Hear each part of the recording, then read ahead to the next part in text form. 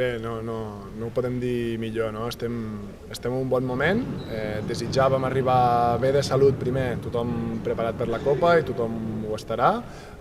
Esperàvem arribar amb una bona dinàmica de resultats i la dinàmica de resultats és immillorable i també de joc, no? Perquè, bé, com vaig dir l'altre dia després del partit, crec que el partit no va ser brillant, però va ser molt eficient, molt professional i molt efectiu, no? Ens en vam anar al fang i en aquesta lliga on no es pita res, moltes vegades estem al fang, no? I també els sabem guanyar aquests partits, per tant arribem amb un bon estat físic i mental. No, jo realment em trec el barret amb l'equip perquè al principi de la temporada me'n recordo amb algunes entrevistes que virtualment ens vam ficar primeres a la classificació després de 4 o 5 jornades i jo deia que tot això estava molt més amunt que les nostres expectatives, que els nostres objectius i que baixéssim el suflé perquè no podíem aguantar molt temps tan amunt, no? Bé, no hem aguantat primers, però portem moltes jornades dins de les 4 primeres posicions i això doncs, és fabulós, no? I com et dic, hem tingut molt bons partits, però també victòries molt treballades, difícils, en mals moments, que l'equip l'ha sapigut guanyar igualment, no? I amb aquest em quedo en partits com per exemple a Logroño, on no ens surt res, però fem que a l'altre equip tampoc no li surti res i ens hem emportat victòries d'aquestes de molt mèrit. Bé, jo crec que el tema dels caps de sèrie era més era una il·lusió, no? I evidentment diu molt de l'equip acabar la primera volta a quarts.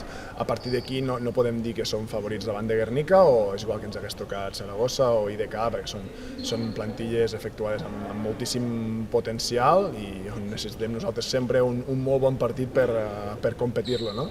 Per tant, bé, màxim respecte per Guernica, però convençuts que podem fer un bon partit i arribar al final amb opcions. Bé, un altre partit molt dur, és un equip físicament potent, que fa pocs dies vam enfrontar contra ells aquí al Palau, però veig un partit diferent.